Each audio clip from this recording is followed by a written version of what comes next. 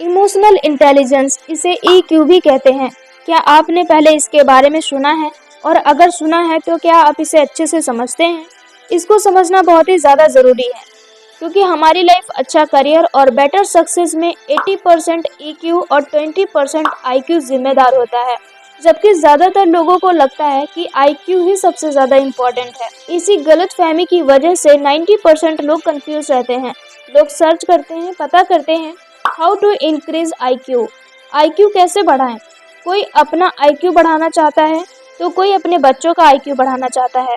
लेकिन जब तक आप में इमोशनल इंटेलिजेंस नहीं होगी, आप अपनी लाइफ में कुछ खास डिसीजंस नहीं ले पाएंगे, एक नॉर्मल लाइफ ही जी पाएंगे।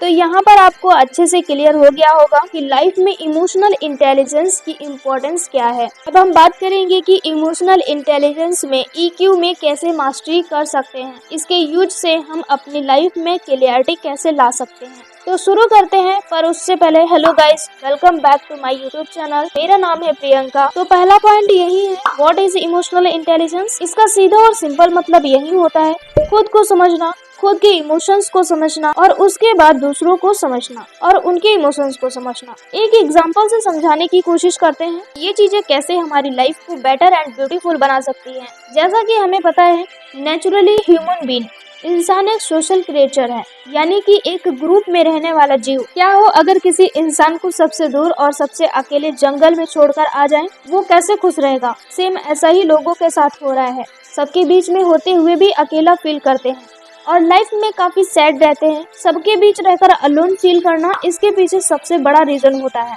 दूसरे के इमोशंस को नहीं समझना। अगर इमोशंस को नहीं समझेंगे तो हम लोगों से कनेक्ट नहीं कर पाएंगे। इसकी शुरुआत आप खुद के थॉट्स को समझकर कर सकते हैं। हमारे इमोशंस हमेशा हमारे थॉट्स के अकॉर्डिंग ही होते हैं। थॉट्स को कैसे समझना है, इसके लिए आपको सेल्फ अवेयरनेस की प्रैक्टिस कर सकते हैं। इसे माइंडफुलनेस भी कहते हैं। आपके दोनों कानों के बीच जो खिचड़ी पकती रहती है, यानी दिमाग में जो चल रहा है, उस पर नजर रखें। पूरे दिन क्या सोच रहे हैं उसके बारे में अवेयर रहें। खुद से नेगेटिव टॉक करना बंद करें। आपने ये नोटिस किया होगा कि जब आप पास्ट और फ्यूचर से रिलेटेड किसी नेगेटिव घटना के बारे में सोचते हैं, जैसे कि फ्यूचर में ये होगा, वो होगा, पता नहीं क्या होगा, इन सब बातों को सोचते सोचते, इमेजिन करते हुए इस तरह से दर्द और तकलीफ फील होने लगती, जैसे कि आपके साथ में अभी कुछ हो रहा हो।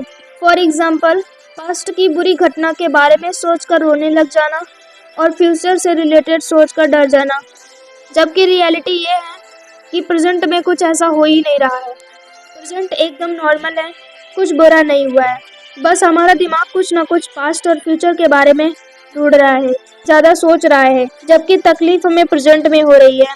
ऐसा क्यों होता है? क्योंकि हमारा दिमाग रियलिटी और इमेजिनेशन में कुछ खास फर्क नहीं ढूंढ पाता।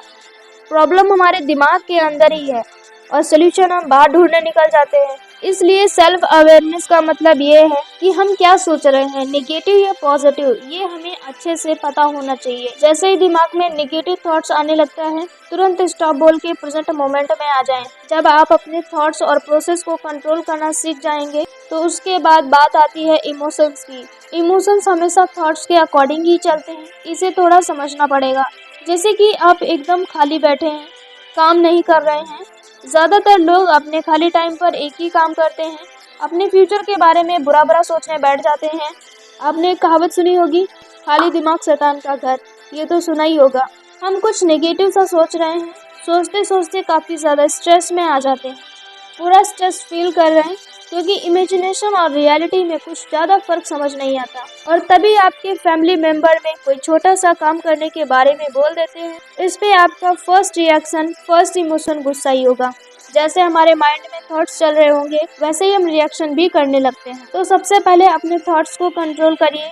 अब मान लेते हैं आपने ऑलमोस्ट थॉट्स को कंट्रोल करना सीख लिया है, उसके बाद में भी गुस्सा और सैडनेस वाला इमोशन बहुत ज़्यादा होता है। तो इसको समझने के लिए आपको एक पेन और नोटबुक की ज़रूरत होगी। बहुत ही ज़्यादा सिंपल और इफेक्टिव तरीका है। इमोशंस को समझने के लिए आपको लिखना शुरू करना होगा। जैसा भी आप फील करते हैं पूरे दिन में, वो सब लिखिए। ये लिखने वाला तरीका हर पर्सन सक्सेसफुल होने वाला करता है और वो सभी लोगों को फॉलो करने की सलाह भी देते हैं। और ये पूरी तरीके से हम पे डिपेंड करता है कि लिखने की सलाह मानना और अप्लाई करना चाहते हैं या नहीं। लिखने वाले प्रोसेस का काफ़ी ज़्यादा असर पड़ता है। जब हम लिखने बैठते हैं इमोशंस को, लिखने का मतलब होता है हम खुद से जवाब मांगते हैं।